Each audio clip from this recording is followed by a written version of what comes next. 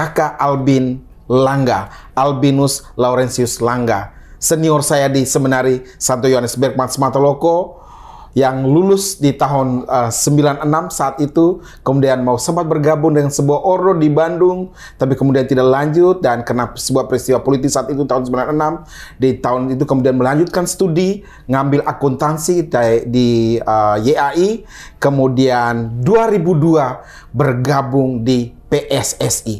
Hingga hari ini, 22 tahun sudah berkarir di Persatuan Sepak Bola seluruh Indonesia di Jakarta di kawasan Senayan, dan jabatan demi jabatan ia emban awal mulanya sebagai Sekretaris Komite Disiplin PSSI sejak tahun 2006 hingga 2016-2017. Setelah itu berlanjut ke Sekretaris Komisi Yudisial dan sejak beberapa tahun terakhir ini menjadi Direktur Kompetisi PSSI bersama 5 orang direktur lainnya, mengurusi sepak bola tanah air. Apa saja raihan prestasi yang dialami Nusa Tenggara Timur, apa kendala-kendalanya, dan apa perjalanan karir seorang Kakak Albin Langga, kita akan perbincangkan dalam podcast orang kita. Dan perlu kami sampaikan juga, ini pemain inti Seminari Santo Yohanes Bergman Sematoloko pada masanya, sejak SMP hingga SMA. Dulu ini anggota Gaseli juga, gabungan siswa seminari asal Endelio, dan biasanya kalau di Seminari Sematoloko itu antar daerah itu akan saling bersaing, dan ini jagoannya untuk yang dari Endelio-nya Kakak Albin, dan ternyata kemampuannya bermain kulit bundar di Seminari Sematoloko dibawanya ke Jakarta, dan 22 tahun sudah menekuni karir di PSSI. Selamat malam Kakak Albin. Selamat malam, Ade. Bertemu setelah sekian tahun Kakak, aduh senang sekali. Meskipun dalam tahun-tahun itu kita tetap berkirim kabar Kakak. Iya, betul. Ini benar-benar pingin di PSSI Kakak. Benar-benar salah jalankah atau memang niatnya bekerja di PSSI Kak? Sebenarnya ya salah jalan sih sebenarnya, karena kuliahnya akuntansi tapi masuknya di sepak bola. Tapi mungkin salah jalannya akhirnya jadi berkat. Karena awalnya setelah kasus 98 pecah, memang waktu itu akhirnya waktu saya di anggota senat juga, salah satu anggota senat di kampus, kemudian ada undangan dari teman-teman UI, dari khusus untuk yang olahraga, bidang olahraga. Akhirnya kami bertemu dari hampir seluruh kampus di Jakarta. Kemudian waktu itu kita ada teman dari UI waktu itu, dia menyurati, memprakarsa dan menyurati Sekjen PSSI waktu itu, almarhum Pak Nugraha Besus. Lalu kami disediakan tempat di kantor Kemenpora yang juga dulu sebagai sekretariatnya PSSI. Lalu kami sediakan tempat, lalu mulai menyiapkan lah kurang lebih sidang hampir 3-4 hari lah untuk membentuk yang namanya Asosiasi Sepak Bola Mahasiswa Jakarta. Apa istilah singkatannya? Asmaja. Asmaja. Kalau bahasa gaul kami bilangnya Asmara Senja kalau dulu.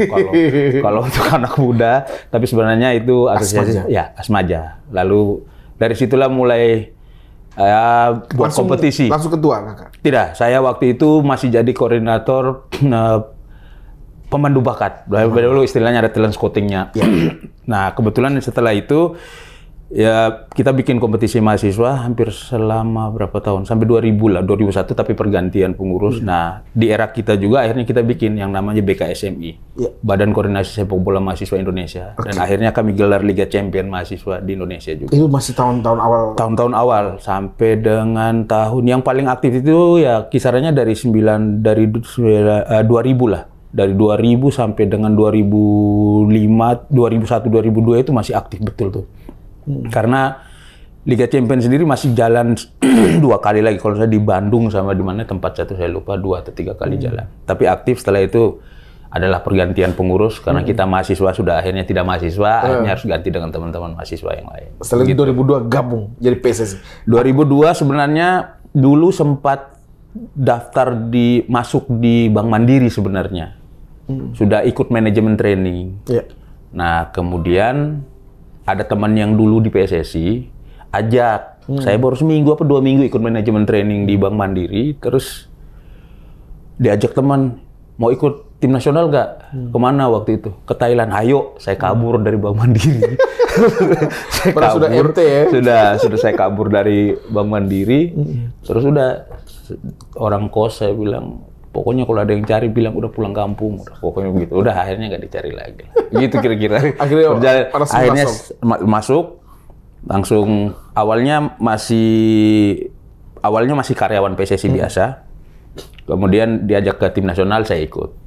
Dari sejak itulah nggak keluar lagi tuh. Sampai sekarang. Dan ini puncak karirnya sekarang, belum puncak sih, sudah yang tertinggi sekarang di posisi direktur kompetisi. Itu ngurus apa sih ya Kak, direktur kompetisi itu? Ya kalau direktur kompetisi ya urus kompetisi dengan segala macam segala macam kebutuhannya. Karena kalau kompetisi itu kan sebenarnya itu kayak uranium intinya, tetapi pengembangannya banyak. Mungkin orang cuma lihat di lapangan sepak bola yang hijau 2 kali 45 menit, tapi yang jadi sulit itu ketika kita harus memenuhi seluruh requirement atau kelengkapan pertandingan itu sejak dari sebelum-sebelumnya lah. Mungkin yang paling inti itu soal regulasi. Jadwalnya, kemudian kita harus menyesuaikan dengan kalender internasional, kemudian kalender nasional. Kita harus nyesuaiin dari situ. Belum lagi pengurusan izin, walaupun itu pasti dibantu dengan teman-teman yang lain, tapi semuanya kadang-kadang dibantu dengan teman-teman di kompetisi sendiri ya. Kita jalan lah, coba untuk mulai dari draft regulasi, kebutuhan, kemudian harus menyesuaikan dengan kebutuhan tim nasional. Misalnya tahun ini atau tahun depan itu ada misalnya di bulan Mei tahun depan itu ada kejuaraan U19. Artinya di tahun ini kita harus di kelompok umur kita harus hitung nih tahun ini dia nyampe tidak di requirement itu. Nah, itu harus dihitung. Ya berkoordinasi lah dengan bagian tim nasional, internasional semua. Jadi kita lumayan. Semua jadi uraniumnya PSSI ada uranium semua ya. Hampir semua cabur pasti adanya di kompetisi. Itu pasti ada di situ.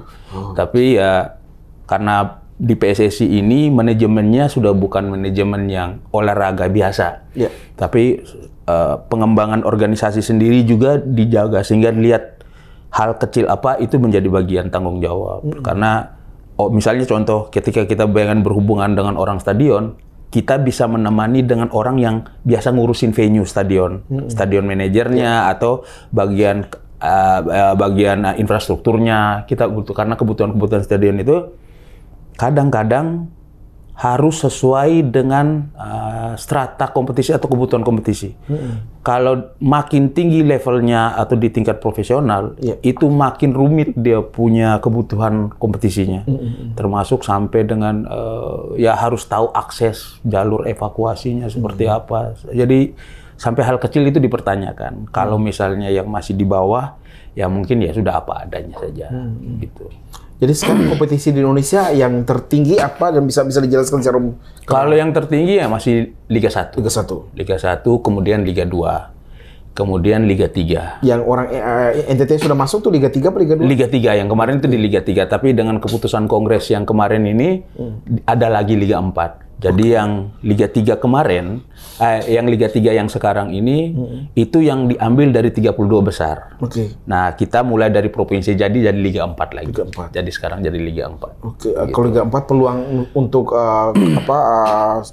untuk NTT masuk cukup besar berarti untuk Liga. Kalau Liga 4 harus main dari provinsi. ND sama Ngada yang kemarin di 80 besar harus balik main di provinsi. Kalau kemarin mereka lolos 32 besar, mereka sudah tidak usah main di provinsi, langsung di Liga 3. Langsung di Liga 3. Ya, betul. Oke. Gitu. Kakak, PSSI ini kan kadang-kadang ada isu yang kadang-kadang agak sedikit soal pengaturan pertandingan. Ini kadang-kadang saya pernah mendengar komentar juga bahwa ada langkah-langkah yang perlu dilakukan oleh PSSI untuk supaya para klub-klub ini tidak bermain mata dalam situasi kompetisi. Itu biasanya dilakukan PSSI apa saja nih Kak yang berkaitan dengan supaya mereka tidak main mata dengan pengaturan pertandingan? Sebenarnya bukan pengaturan pertandingan ya lah, tapi mungkin saya itu lebih melihat gini dari sisi saya ya. Mungkin bisa salah juga.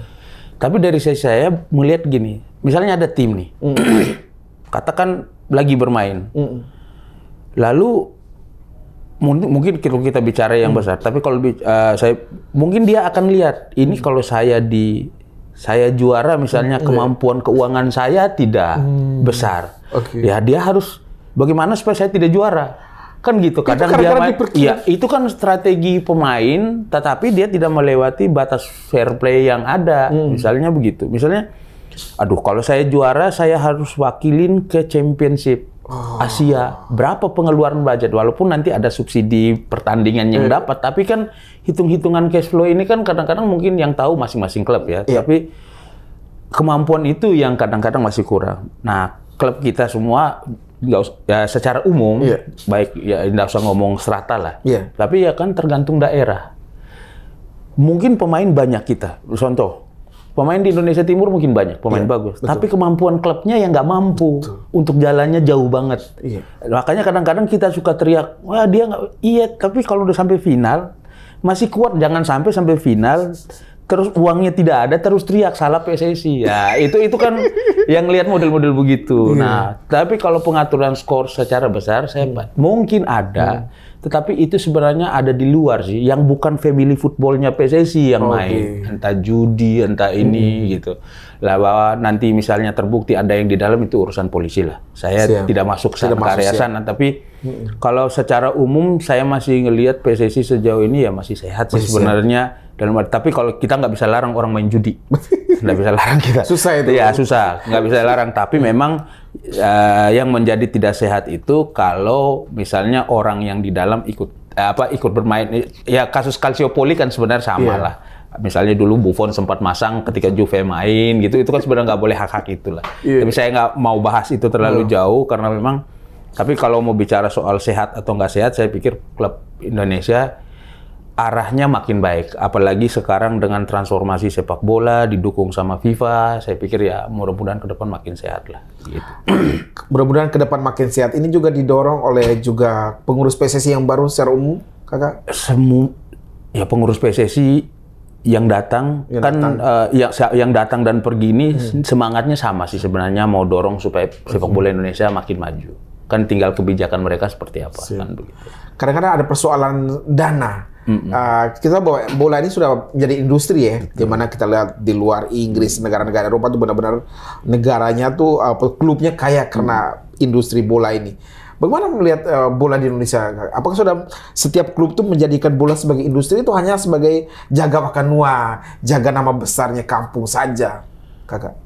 Mungkin kalau untuk yang Liga 3, Liga 4 yang amatir mungkin masih begitu. Tapi kalau Liga 1, 2 arahnya mulai ke sana. Walaupun mungkin belum semua, tapi sudah hampir lah. Contoh paling baik sebenarnya kalau kita lihat Bali United. Kalau dia kan sehat lah. Sehat dalam pengertian walaupun memang dinamika, tapi misalnya dia sudah berani lempar saham ke umum gitu. Jadi itu hidup. Kemudian ada beberapa klub-klub besar yang udah mulai stabil dengan keuangan yang mungkin karena itu. Tapi mungkin belum semua juga, belum semua. Tapi kalau yang menuju ke sana tuh udah mungkin mulai kita ngomong ke klub-klub profesional, arahnya mulai ke sana. Mungkin pelan-pelan lah. Nggak bisa bicara hari ini kita di kilometer 1, terus tahun depan di 10. Nggak, pelan-pelan sebenarnya. Tapi selama yang saya lihat karena ada, jadi kayak macam klub profesional. Dia setiap tahunnya itu ada yang namanya klub licensing. Itu laporan kita tiap tahun itu harus lapor ke AFC.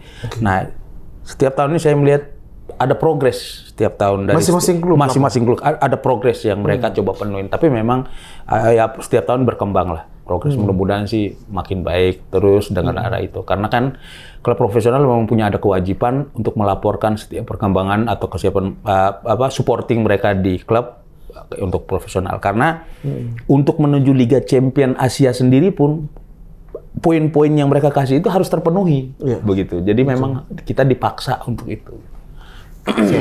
Kakak Albin, salah satu tantangan kita di Indonesia adalah masih sedikitnya lapangan sepak bola dibandingkan dengan jumlah orang yang pingin berminat. Kalau kita di Semenari Matuloko senang. SMP punya sendiri, SMA punya sendiri. Jadi kakak Albin yang jago main bola ya akan leluasa bermain bola selama 6 tahun di Semenari. Tapi tidak terjadi pada anak-anak di luar sana. Di SMA biasa, di Ende, di Flores, di Timur sana sangat kekurangan sepak bola. Isu-isu ini juga dibicarakan di PSSI, kan? Kalau PSSI mungkin lebih kepada itu pasti dibicarakan. Hanya memang apa ya, tangannya kan tidak sampai sejauh itu. Itu sebenarnya kalau kita bicara, itu sebenarnya kewenangan ada di pemerintah harusnya. Bahwa menyiapkan lapangan. Tapi dengan adanya impres sebenarnya itu sudah ada arahnya menuju ke sana. Contoh biasanya orang bilang begini, kalaupun ada lapangan di kampung, rumputnya seperti apa? Rumput gajah atau rumputnya seperti apa? Terus kalau orang main bola, kadang dulu waktu orang kalau passing begitu, kalau di rumput kan dia harus lihat dulu ke bawah. Tapi kan kalau rumputnya bagus, dia nggak usah lihat lagi ke bawah. Dia ada kontrol dan dia sudah lihat kemana yang harus dia passing. Nah, soal lapangan yang tidak banyak kan sebenarnya kalau di daerah masih banyak lah. Mungkin kalau kita bicara lapangan tidak banyak, mungkin banyak di kota-kota besar aja ya. Mungkin karena untuk bangun mall dan semua. Tapi kalau di daerah hanya mungkin ketersediaan fasilitas yang memadai lah. Sebenarnya lebih ke situ. Kualitasnya, rumputnya baik, rata. Kan yang mahal di kita ini kan biaya perawatannya sebenarnya. Rumputnya harus disiram baik. Apalagi dengan kualitas rumput-rumput yang nomor 1, dikasih beban sedikit aja langsung stres dia. Kuning, terus butuh waktu yang lama untuk recovery-nya dia. Ya.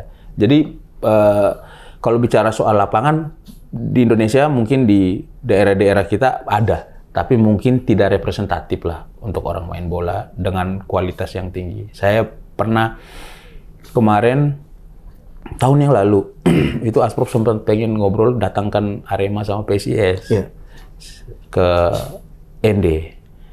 Nah, saya sempat ngobrol lah sama pemiliknya. Hal pertama yang ditanya, coba cek kondisi stadion. Jadi itu yang mereka perhatikan pertama tuh kondisi stadionnya.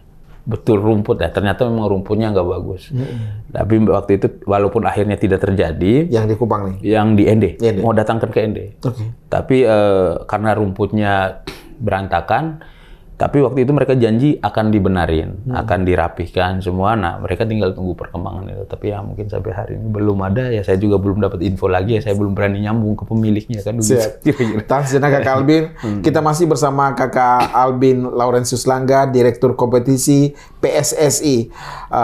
Tadi selain sarjana akuntansi, beliau juga adalah sarjana hukum dan sekarang sedang mempersiapkan diri untuk magister hukumnya. Artinya sembari tetap berkarir di PSSI juga tetap menimba ilmu untuk menambah intelektualitasnya. Kakak Albin, satu pertanyaan lagi. Bagaimana Kakak Albin melihat sepak bola di Nusa Tenggara Timur secara umum? Masih di bawah harapan? Masih jauh banget? Atau seperti apa nih Kakak? Kalau ini pendapat pribadi ya, enggak ini. Tidak ada kaitan dengan tidak. Sebagai orang NTT lah kan. Sebagai orang NTT sebenarnya agak gimana ya? Agak sedih. Sedih karena tidak harus menunggu saya jadi direktur kompetisi dulu baru bicara sedih. Tapi dari sebelumnya memang sudah sedih. Nah, terakhir dengan kepengurusan baru yang kemarin itu memang sekarang intensi kami bicara.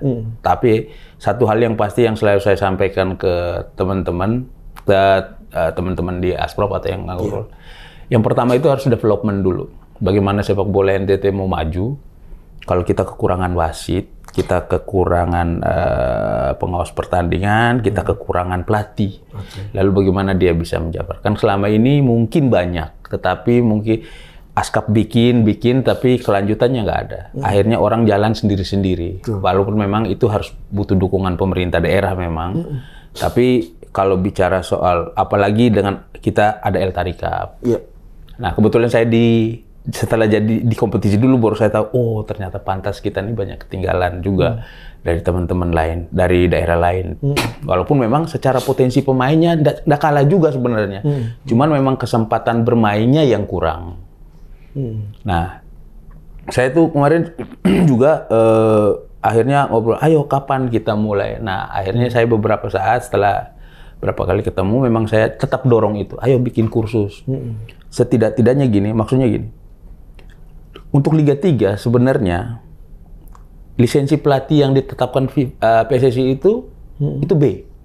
Tapi kita masih kekurangan lisensi itu B. Dan kita masih main di area C sama D. Apa tuh beda C, D, B itu apa? Itu tingkat kepelatihannya, apa modulnya, materinya akan ditambah. Sama lah seperti kita sekolah, makin atas makin banyak yang harus. Karena apa? Karena paling D, C, B, A. A-Pro terakhir. A-Pro. Nah, kalau bicara soal lisensi pelatih sebenarnya pertanyaannya jadi gini, kenapa akhirnya sepak bola NTT rata-rata kalau main habis itu berantem? Kan gitu pertanyaannya. Betul. Karena memang kalau saya lupa tuh, tapi kalau di B itu baru kita bisa tahu, bisa ada ilmunya, tahu akhirnya kenapa kadang-kadang pemain yang ribut di dalam itu karena ulahnya pelatih di luar, marah-marah akhirnya di dalam keluar. Jadi ada sesi psikologinya di situ yang mengajarkan itu. Di modul B tadi. Di modul B itu ada biasanya. Makanya itu yang selalu dikembangkan. Makanya dengan programnya PSSI sekarang genjot dengan program 1.000 pelatih setiap tahun, itu sebenarnya menggenjot daerah untuk bikin kursus pelatih sebanyak-banyaknya. Apalagi sekali lagi dengan Impres ini sebenarnya salah satu program itu walaupun belum berjalan, melisensi dekan seluruh guru olahraga Seluruh di guru Indonesia. dikasih D dulu. Di D dulu. Karena itu kan dasar dari semuanya. Baru nanti C, B, dan A semuanya. Nah, tapi kalau bicara lagi balik ke NTT, memang SDM kita untuk D banyak. Tapi C, B, apalagi A kayaknya belum banyak. Masih bisa hitung dengan jari lah. Tapi ya yang saya dorong itu. Terus yang kedua mungkin soal kompetisi. Nah, saya sih berharap mungkin format El-Tari Cup itu tetap. Karena satu-satunya kebanggaan, mungkin bukan cuma orang NTT soal El-Tari Cup. Karena satu-satunya turnamen yang paling tua sekarang di Indonesia itu cuma El-Tari Cup sekarang. Nggak ada lagi yang lain. Paling tua? Paling tua. Dibandingkan dengan provinsi lain? Sudah tidak ada lagi yang lain. Sudah nggak ada lagi kompetisi lain, apapun turnamen sifatnya El-Tari Cup. Maksud saya itu tetap aja sebagai apa ya, kekayaannya kita, memorialnya kita gitu. Tapi dengan konsep yang sekarang misalnya gini, di PSSI itu untuk Liga 3 sendiri, untuk kompetisi amatir sendiri, minimal 12 pertandingan yang harus dipenuhi sama setiap klub. Nah, kita kalau bagi grup, nggak mungkin dapat 12 juga. Padahal 12 itu yang PSSI mau itu di fase grup, itu udah 12. Kalau sampai final berarti harus 15. Kurang lebih begitulah hitung-hitungannya. Itu dengan asumsi untuk NTT harus punya berapa klub? Tidak, bukan punya beberapa klub. Sebenarnya banyak koefisien lah yang harus sampai. Misalnya gini contoh. Ini sebenarnya 12 itu misalnya gini. Kita ini anggotanya PSSI kalau nggak salah di kabupaten kita sekitar 23 atau 24. Ya, untuk NTT. Ya. Nah, kalau kita ini selalu main dengan El-Tari Cup. Bagi grup 4. Mainnya cuma 1 kali. Kurang lebih satu tim hanya main 3 kali kalau misalnya 4 tim. Betul. Sampai itu cuma 8 lah hitung. Sampai 8 besar, semifinal, final. Itu juga yang sampai final hitung 8 yang lain saya. Alasannya sederhana mereka bikin gitu karena kemampuan daerah. Nggak apa-apa. Nah, saya emang belum pernah saya sampaikan. Tapi sebagai provinsi kepulauan harusnya mensiasati ini. Maksud saya gini. Kita memang sulit, tetapi jangan sampai mematikan pemain yang punya potensi. Artinya menit bermainnya harus ditambah. Betul. Kita punya 3 pulau. Saya ini dalam pikiran saya nih, yang dalam hitungan. 3 pulau besar. Kenapa tidak main di zona Sumba, zona Timur, sama zona Flores dulu? Main dulu di situ nih. Baru nanti hitungan 8 besarnya baru main misalnya di Kupang atau di Ende. Sehingga kan misalnya mainnya 1 minggu aja, nggak usah dikumpulin kayak di centralize, nggak perlu. Tapi misalnya Sabtu Minggu itu kumpul, misalnya Sabtu main, jadi Sabtu Minggu itu main 2 kali misalnya. Jadi semua orang datang dari provinsi yang di NTT, di Flores itu datang di Marilonga main 2 kali, besok kan bisa main lagi. Misalnya pagi sore, tinggal hitung jadwal lah, jadwal dibikin gitu, besok pulang, Sabtu Minggu main lagi, kan panjang. Bisa aja dia misalnya Ende dan Ngada bisa main sampai 3 kali. Kemudian kan belum tambah yang lain, tapi kan ketemu 12, kesempatan bermainnya tim ini lebih besar sampai ke 12-nya itu. Itu yang pertama. Sebenarnya kayak sampai hari ini misalnya, NTT ini kan selalu lolos setiap tahun kan 1. Nah, di kompetisi itu ada 5 kriteria yang supaya bisa dapat diwakilkan. 1, online. Online itu sistem pelaporannya. Pendaftaran pemain itu harus online. Yang PSSI terapin ini online bukan hanya karena lu online, tapi juga menjaga untuk sebenarnya ancaman pencurian umur. Jadi kalau sekali daftar dia online. Kemudian perpindahan pemain. Jadi selain pendaftaran pemain, juga sistem pelaporan. Jadi habis main di ND, hari ini mungkin jam 4 selesai, ya jam 4:15 Jakarta sudah dapat. Tapi selama kejadian itu langsung masuk. Jadi sistem pelaporan lebih cepat dapat. Kalau kami dulu waktu walaupun bukan saya belum di kompetisi tapi tahu dulu itu di Papua main jam 6 PSSI itu jam 12 kami masih tunggu laporan pertandingan yang datang dari sana. Dan sistem ini wajib sebenarnya tapi kita tidak paksa. Tapi akhirnya larinya ke perwakilan. Jadi ada koefisien itu. Kemudian jumlah pertandingan yang sampai saya bilang tadi. Kalau ND cuma 8, sedangkan PSSI netapin 12. Ya nggak masuk gitu, nggak masuk. Udah online nggak masuk. Belum tambah jumlah pertandingan, jumlah klub. Nah kita dapat 24. ND ini sekurang-kurangnya kalau dia bisa dapat 2 penuhin unsur ini, setidaknya dia setiap tahun dia dapat 2, juara runner-up-nya bisa lolos nasional. Tapi karena nggak lolos ya dapat cuma 2. Saya dapat cuma 1, cuma betul-betul cuma juara. Jadi gitu. Jadi ada 5 terus apalagi saya lupa lah 2 itu. Tapi termasuk ada 5 unsur ini yang memang harus dipenuhin sama setiap aspek.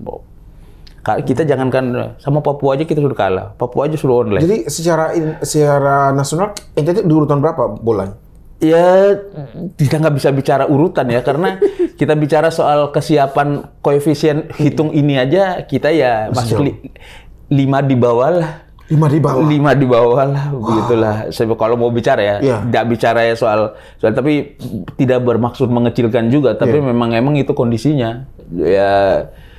Ya kadang-kadang saya malu juga, tapi nggak bisa ngurusin TT, gitu, kira-kira gitu. Tapi ya mudah-mudahan pengurus ini sih punya perhatian sih, agak lebih sih dia punya untuk prestasi. Kemudian pengurus yang sekarang, yang Asprop sekarang ini ya karena komunikasinya lancar sama saya, jadi enak sih. Asprop sekarang siapa? Ketuanya Pak Kris Boy, wakil DPRD. Kemudian wakilnya itu orang kejaksaan. Kenapa sih ini jadi pertanyaan saya? Rata-rata kita yang pengurus-pengurus itu rata-rata pejabat itu. Ya, kalau mereka juga nggak pernah bermain bola, belum tentu saja. Atau gimana? Untuk dapetin sponsor? Tidak juga. Apa? Kalau yang di daerah itu, kalau bicara mungkin kepentingan Liga Pro 1-2 ya mungkin itu banyak swasta lah. Tapi kalau Liga Amatir memang tidak terlepas dari plat merah, karena ini kan soal, apalagi kalau untuk Liga Amatir memang masih terbuka untuk dapat uang dari pemerintah. Masih diperbolehkan? Masih diperbolehkan, kecuali yang profesional nggak boleh. Tapi kalau yang amatir masih boleh dapat uang dari sana, malah masih banyak lah yang masih bisa dieksplor. Cuman memang kalau bicara soal kenapa kita punya memang rata-rata liga amatir itu, kecuali yang kepunyaan sendiri ya. Tapi kalau yang pakai PRCND, masih namanya perserikatan atau persatuan, itu pasti pemerintah. Kalau yang punya sendiri itu ada United. Punya misalnya United atau FC di belakang, itu rata-rata. Tapi ada beberapa klub yang dulunya punya pemerintah dan pernah terhukum, lalu beberapa kali mereka kadang ganti nama, tapi tetap punya pemerintah sebenarnya. Gitu. Ada beberapa, belum banyak, tetap lebih banyak yang pakai itu. Berarti untuk NTT ini masih perlu banyak yang harus diperbaiki ya, untuk bisa naik kelas lah. Kalau saya sih mungkin kalau kita dari NTT lihatnya naik kelasnya itu kalau ada di Liga 2 misalnya, atau liga yang tidak main dari provinsi lagi. Tapi sebenarnya itu kan persaingan, itu kan kalau saya tetap lihat semua apa yang kita persiapkan itu ujungnya ya siap tidak pemain bersaing di kancah yang lebih besar. Liga 2 ya pemain, katakan di Liga 3, Liga 4 sendiri. Pemain kita siap nggak? Kalau kita kan selalu bilang kita punya pemain bagus, tapi giliran kita main ternyata tidak bagus juga. Bahwa ya saya balik lagi tadi, karena SDM pelatih kita yang belum banyak dengan yang lisensi sesuai dengan yang diharapkan PSSI. Begitu. Mungkin masih modul D semua. Masih D dan C saja.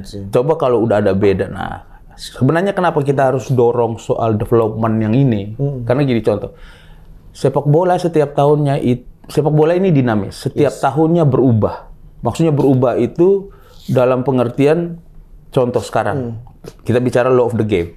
Dulu law of the game orang protes bisa, atau orang lain protes bisa, tapi misalnya gini, masih boleh lah kita rame-rame berkumpul di mengumpuli wasit. Yang penting jangan pukul, protes masih boleh. Law of the game terbaru ini 2024-2025 hanya boleh kapten, pemain lain tidak boleh dekat. Coba nonton di Piala Eropa ini. nggak ada satupun yang protes kecuali kapten kan. Kalau nggak langsung kartu kuning. Jika kapten kipernya yang kena yang dapat ban kapten kaptennya, berarti dia harus menunjuk orang yang pergi protes. Jadi benar-benar satu. Kalau kau protes rame-rame langsung kartu kuning. Jadi itu makin rumit, ya makin sulit. Nah, ini yang maksud saya kalau development ini ada dan setiap pengetahuan kita di-upgrade di sepak bola, pasti sepak bola NTT pemainnya yang senangnya kasar, yang senangnya ribut, kan kita pasti ketemu kalau tidak ada kompetisi. Kau jangan begitu nanti kau kena kartu merah. Setidaknya itu disampaikan secara informal atau banyak kelas, banyak itu ya. Sepak bola memang di lapangan, tapi perlu banyak diskusi juga, perlu banyak ruangan yang harus dikerjakan begitu. Kira-kira menurut saya. Siap. Dan tadi kalau untuk di daerah peran pemerintah juga ya. Ya, peran. Kita tahu ya isu kita di Nusa Tenggara Timur nih Kakak Albin, ya APBD-nya kecil sekali. Jangan kan ngurus bola, ngurusin buat tambah-tambahan gaji pegawai negeri yang disebut tunjangan kinerja. Tidak ada, artinya itu tantangan kita juga tantangan. Tapi bagaimana PSSI mendorong agar mereka ini kayak untuk mindset-nya menjadi industri tadi. Apakah ada pelatihan-pelatihan buat untuk para pengurus askapnya atau pengurus semacam itu? Kalau itu sebenarnya kewenangannya ada di Asprof sebenarnya. Kalau dulu PSSI zaman sebelum adanya statuta, waktu itu masih namanya ada ART. Itu memang PSSI langsung sampai ke kabupaten. Tetapi setelah adanya statuta, PSSI berbagi tugas nih. Yang untuk urusan di kabupaten itu diselesaikan di Asprof. Jadi ya memang itu kewenangan Asprof full. Jadi apapun yang terjadi di Askap, tingkat pertamanya itu harus selesai di Asprof. Kalaupun masalah, Asprof harus tahu. Sampai bawa ke PSSI. Nah, kalau soal development pengurus, sebenarnya itu ya Asprof lah sebenarnya yang mengurus. Kalau PSSI terlalu jauh ke Askap agak sulit. Memang betul kita agak kesulitan lah yang namanya keuangan. Tapi saya pikir ini sekedar macam usulan saja atau macam ini. Kita harus kenal dulu daerah kita model apa. Memang sulit, tapi misalnya mungkin saya ini tidak memaksa, tapi mungkin idenya agak lebih efektif menurut saya. Seperti tadi, ketika kita punya 3 kepulauan besar, kenapa kompetisinya nggak dibikin per wilayah dulu? Lalu nanti kan, karena kalau kita kan kalau menunggu sampai sponsor resminya datang kan pasti tidak akan ada kompetisi. Tapi kalau kita tidak menunggu, kita bagi dulu dengan hal-hal sederhana, misalnya wilayah Flores, Sumba, Timur kompetisi dulu, juara-juaranya baru naik ke putaran itu untuk putaran 8 besar untuk wakil ke nasional, kan bisa nih. Kalau saya prinsipnya satu sebenarnya, perbanyak jam bermain dan menit bermainnya pemain tanpa harus kita berpikir seberapa. Karena buat saya, akhirnya saya sekarang mulai berpikir gini, oke lah, sekarang mungkin kita tidak banyak, tetapi kompetisi kelompok umur dan tim nasional yang banyak ini, kenapa kita nggak mulai orbitkan satu-satu pemain? Nggak usah nunggu. Maksudnya kalau memang ini ada satu yang bagus, kenapa tidak disupport? Support, kirim. Nah, ini kan jaringan ini kan, misalnya Asprof punya banyak kenalan, coba titip dulu di klub mana gitu, di trial dulu lah. Magang dulu. Yang penting lihat sampai sejauh mana kemampuan. Tapi sebenarnya balik lagi, kemampuan pemain itu akan teruji dan terlihat asa ketika kompetisi dan menit bermainnya banyak buat pemain itu. Pasti akan terasa sendiri. Sama lah seperti orang belajar nembak. Makin jitu ya karena kau sering tembak. Jam terbangnya juga tinggi. Jadi itu. Plus yang kedua baru kita bicara soal fasilitas, lapangan bagus, lapangan ini. Saya pernah dapat cerita yang agak sedikit gimana ya. Sebenarnya anak-anak kita tuh banyak dipanggil lah sebenarnya. Cuman ya memang tidak terdata secara baik. Tapi saya pernah dengar cerita ada satu pemain diambil dari Tarikap waktu itu.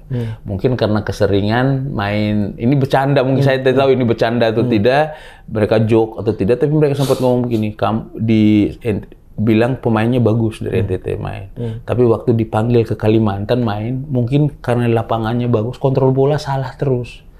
Jadi itu mungkin inilah, itu mungkin bahasa bercanda, tapi saya ngelihat rata-rata Kalau orang yang main di fasilitasnya yang kurang mumpuni, ketika datang yang bagus, ya itu seperti saya bilang, kita kontrol mesti 2 kali nih. Takut rumput gajah, naik harus 2 kali nunggu. Tapi kan kalau bola jalan di rumput bagus kan mungkin sekali lah jalan gitu. Jadi ini masih jauh yang harus kita benahin sih sebenarnya. Dan NTT sebenarnya berharap pada seorang, ya meskipun kakak Albin ini adalah direktur kompetisi untuk nasional ya, PSSI, tapi setidaknya putra daerah ini memperhatikanlah kompetisi di NTT nih kakak. Ada semacam, mumpung ada kakak Albin di sana. Perasaan-perasaan itu bagaimana? Sebenarnya secara pribadi ya ini sebenarnya saya nggak biasa ngomong sebenarnya. Cuman secara kalau boleh saya ungkapin di sini sebenarnya secara pribadi pengen sih bantu gitu. Cuman bantunya itu dalam bentuk apa? Kalau saya mungkin dari segi kita misalnya bicara dulu soal konsep. Mungkin orang tidak tahu lah, tapi ya saya nggak perlu ngomong yang pernah saya kasih bentuknya. Kalau kita cuman minta bilangin, ayo saya minta bola, udah kita kasih bola. Atau misalnya kasih apa, kita siapkan. Tapi bola itu betul sebagai sarana, tapi tidak cukup. Menurut saya tidak cukup. Ayo development. Kalau saya selalu dorongnya, kenapa development yang banyak, yang namanya kemampuan wasit harus ditambah. Gini, dengan adanya wasit misalnya contoh di Liga 1 atau Liga 2 yang kita dorong gitu. Itu kan satu, nambah dia jam terbang, secara tidak langsung dia update soal pengetahuan, bagaimana memanage, bagaimana mengatur. Nah, tapi pemanggilan wasit itu tetap dilihat juga menit dia memimpin di provinsi itu seberapa banyak. Itu dihitung ya? Dihitung sama mereka. Nah, terus kalau kompetisinya terbatas, kita coba support, kita coba dorong. Tapi kalau nggak ada kompetisi di sana terus seperti apa? Itu kan agak sulit kita mau dorongnya. Kan malu kita yang mau dorong juga begitu. Jadi kompetisi dulu yang diperbanyak. Jadi dampaknya banyak sekali ya? Iya. Karena kompetisi lebih banyak tadi. Iya, kompetisi lebih banyak artinya menit bermainnya, pengalaman dia memimpin pertandingan, pengalaman dia berkompetisi, itu mengasah dia juga ketika ada ini. Dan itu pengaruh besar. Ini kalau dapat cerita lah dari ini. Di sana itu orang wajib 10.000 jam dia bisa main bola. Itu sebagai pemain junior itu harus 10.000 jam kalau nggak salah dia harus berkompetisi. Itu pemain junior aja tuh 10.000 jam, tinggal hitung. Untuk bisa jadi ahli. Untuk bisa jadi itu belum ahli. Dia diterima ke level yang atas. Satu level naik. Naik. Jadi ya kalau kita cuman habis main kompetisi tunggu tahun depan lagi ya. Ini yang terjadi di NTT seperti itu. Main ini, habis besok ada pesta nikah. Kayak dia pemain Perse, itu besok datang lagi. Akhirnya rusak. Betul. Saya kemarin Liga 3, saya memang mungkin berselisih lah, tidak mau dapat. Tapi dapat main, orang bilang PSN, PSN ada bagus. Iya bagus. Cuman tidak terasa. PSN kemarin itu grup neraka. Dia bisa ngimbangin. Coba kalau kompetisinya lebih banyak. Saya yakin mungkin dia bisa libas semua orang. Nggak peduli seperti apa. Saya sih yakin ya secara pribadi ya, karena lihat kualitasnya juga oke gitu. Bahwa kita juga bisa ngelawan gitu, bisa bertanding dengan kompetitif gitu. Tapi ya yang saya tuh cuman sayangkan pengalaman bertandingnya mereka yang sedikit. Minta maaf, saya nggak usah ngomong sebenarnya. Tapi ya ada beberapa, kayak contoh kebetulan saya TD futsal juga.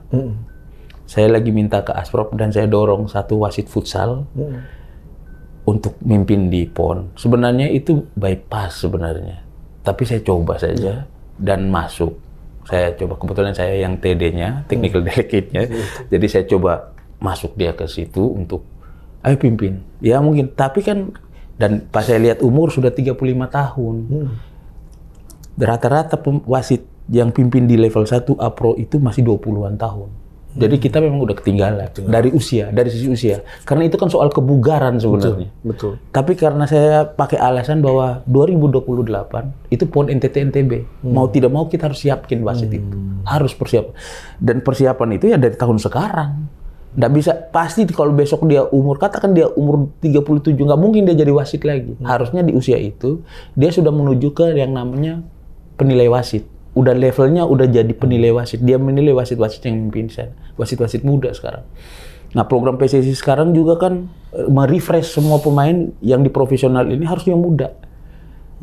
Tingkat kebugarannya, cekatannya, mungkin intelijensinya juga ketemu semua. Jadi ya banyak faktor sebenarnya, dan kita agak lambat jalan untuk development yang muda-muda. Kalau saya sih itu sih sebenarnya, kalau khusus untuk sepak bola NTT. Jangan usah bicara daerah lain. Tapi kalau bicara soal sepak bola NTT, ya boleh dibilang jalan di tempat lah. Saat ini kita tidak bisa lari, jalan di tempat. Walaupun udah ada ya kalaupun jalan ya pelan-pelan gitu. Memang ya disesuaikan dengan kondisi kita. Tapi menurut saya development itu penting. Baik pemain, baik ini. Nah, kemarin akhirnya ya, puji Tuhan sih kita lolos di PON Aceh Sumut ini 2, futsal putra sama sepak bola putra. Arti sebenarnya kalau kita bicara soal ini punya potensi kita. Cuman seberapa maksimal kita mengusahakannya, kan begitu. Betul. Gitu. Ya, ini Kakak bisa pernah dengar tentang Flores United? Pernah. Yang digagas oleh politisi Angelo Wakekako? Pernah. Bagaimana pendapat ini? Perlukah semacam klub-klub seperti itu untuk menyatukan anak-anak muda yang tidak atau yang terbaik dari setiap askap-askap tadi kemudian membentuk? Atau seperti apa? Atau ada gunanya juga? Kalau jadi ini sebenarnya saya tidak usah bicara, tapi sempat ini kalau memang boleh, tapi saya tidak bikin orang pengen tersinggung atau apa, tidak. Tapi pada suatu waktu Kak Ius Juang telepon saya. Iya. Saya cuma bilang sama Kak Ius Juang, Kak kalau ini serius, saya serius. Tapi kalau tidak serius, saya malas buang-buang waktu, saya bilang begitu. Ya sudah, akhirnya pernah bertemu 1 kali di radar sama mereka. Akhirnya saya menjelaskan. Saya menjelaskan bahwa akhirnya saya ketemu dengan Aji Senator ini, terus saya bicara akhirnya. Pokoknya kalau serius, saya coba bantu dari sisi saya. Mungkin tidak jauh, tapi saya coba bantu dari sisi mungkin ide dan gagasan secara konsep mungkin lebih baik. Akhirnya mulailah bicara. Nah, mungkin ya yang namanya politisi sudah pasti pengen 1 kali naik, akhirnya ya beberapa kali pelan-pelan saja jalan. Karena buat saya begini, dalam sepak bola itu hari ini juara itu pencapaian, bukan prestasi. Bagaimana itu untuk capai prestasi? Bagaimana kita mempertahankan posisi kita yang di atas itu dalam kurun waktu yang lama? Kalaupun dia turun 1-2 tingkat saja, jangan terjun bebas. Ini baru pencapaian. Besok udah bukan pencapaian, lusa ya pencapaian lagi. Kalau prestasi itu hari ini peringkat 1, oke, besok kalau semifinal oke lah. Besok di mana lagi? Di semifinal. Besok runner up, besok juara. Itu prestasi karena dia bisa menjaga konsisten ini. Nah, ini yang saya berharap kehadiran Flores United model begitu tuh nanti. Kalau kita bicara soal Flores United sampai ke Liga 2, saya sih berharap ada yang model begitu. Karena kalau bicara dan ini butuh dukungan full dari semua orang. Saya malah menyarankan begini, kita bikin konsep model Barcelona sebenarnya. Nggak tahu ini ide karena pernah tahu. Barcelona itu dulu hidup dari yuran seluruh masyarakat Katalan. Makanya kenapa ketika banyak orang waktu Vigo pindah kan mereka lempar, mereka marah. Karena mereka punya andil. Nggak usah minta berapa, tapi kayak kotak amal aja, 1.000 perak, 2.000, tapi itu harus dibuka secara umum. Dibuka, lu dapat segini uangnya untuk ini. Saya pikir nggak apa-apa, mulai dengan ide yang sesuatu yang baru, tapi tidak merugikan orang. Lo kok kasih syukur nggak apa-apa gitu. Tetapi memang yang ini soal budaya lagi kembali. Apakah karena kok kasih 1.000 terus kau maki-maki ketika kalah? Ya nggak juga. Karena yang kita bina ini prosesnya pembinaannya pelan-pelan. Ya seperti itulah. Ketika kita tabur benih, nggak semua jadi bagus pohonnya. Ada juga yang tidak. Nah ini sampai tidak ke pemikiran sana menurut saya. Tapi secara Flores United saya dukung. Saya dukung, tidak apa-apa. Cuman sambil kita lihat seperti apa. Tapi kalau mau bilang, mereka sempat ajak saya juga. Saya bilang sudah nanti saya bantu dari sisi konsep. Saya coba jalannya pelan-pelan. Kita jalan ya. Sekarang saya dengar kemarin menang. Termasuk kemarin saya iseng juga. Saya bilang, pokoknya kalau yang cetak gol, saya tanggung beli sepatu nanti buat yang cetak gol. Nah, jadi sebenarnya butuh dukungan. Gitu. Jadi kemarin sempat ngobrol juga dan saya lihat Flores United ini, termasuk Aji juga harus kasih dukungan. Karena apa? Dia membuat pola yang serius, walaupun masih dengan kita punya saudara-saudara sendiri, tapi saya salut begini. Dia mulai membangun manajemennya secara baik. Misalnya contohnya begini. Jadi sekarang ini Flores United sudah punya dari 10 atau 11 unit yang sudah menyatakan siap, sudah 6 unit yang aktif dengan daftar pemainnya dengan setiap tingkatan. Dia akan seragamkan semua pola latihan di setiap unitnya yang ada. Jadi menurut saya ini langkah baik. Mungkin tidak cepat, tetapi mudah-mudahan dengan pelan-pelan ini arahnya benar. Tapi yang dia taruh ini udah benar sebenarnya. Media sosialnya dia main. Nanti orang akan pikir, ini Flores United kaya. Tidak kaya juga, tapi berusaha untuk memperkaya dirinya sendiri dulu buat saya. Dan saya dukung. Secara pribadi saya dukung. Sama teman-teman di kantor juga saya udah ngomong, nanti ada Flores United itu nanti. Kira-kira bajunya, saya juga punya jaket, nanti saya bawa jaketnya. saya bawa buat saya lupa tadi. Tapi ya kalau bicara Flores United, saya dukung. Saya dukung, sebagaimana saya mendukung PSED, PSN Ngada dan semuanya. Tapi karena saya dari awal diajak ngobrol dan saya lihat gagasannya oke, lalu banyak yang kita kasih masukan terkait development sendiri pun itu disetujui sama Aji kita yang ini. Makanya saya semangat. Pelan-pelan kalau kita mau maju ya majunya bareng-bareng supaya ini enak. Setidak-tidaknya kita meninggalkan sebuah cerita tentang sebuah klub ini, entah nanti mau jadi apa 10 tahun ke depan, tapi caranya yang kita bikin benar. Mulai dari sisi administrasinya, mulai awal sisi administrasinya terbaik, kemudian bagaimana programnya, dan itu menurut saya tracknya benar lah, walaupun pelan-pelan. Gitu. Siap, terima kasih banyak Kakak Albin. Terima kasih atas percakapannya. Demikian podcast orang kita bersama Kakak Albin Laurentius Langga, Direktur Kompetisi PSSI. Sudah banyak hal yang dibicarakan, menyoal tentang kompetisi nasional, bagaimana prestasi NTT di cabang sepak bola, dan bagaimana hubungan kinerja antara Asprof, Askap, apa-apa yang harus dikembangkan, antara lain menambah waktu bermain, menambah kualitas wasit yang biasanya di modul DC, tingkatkan menjadi modul B dan apalagi modul A, dan banyak hal yang sudah dikupas oleh orang kita, Kakak Albin Laurentius Langga, putra ND, lulusan dari Seminari Santo Yohanes Berkman Semantaloko, sarjana ilmu akuntansi dan hukum, yang sekarang sedang mengambil program magister hukum, dan beliau sejak beberapa tahun terakhir ini dan 22 tahun berkarir di PSSI dan di beberapa tahun terakhir menjadi direktur kompetisi PSSI. Dan wahai Asprof NTT, Askap kabupaten di seluruh kabupaten di NTT, gunakanlah atau manfaatkan momentum orang kita yang ada di PSSI untuk membantu kita konsep, ide-ide berkaitan dengan penyelenggaraan kompetisi untuk meningkatkan kualitas sepak bola di provinsi kita di Nusa Tenggara Timur tercinta. Demikian, salam manis untuk Fulbamora tercinta. Salam sepak bola.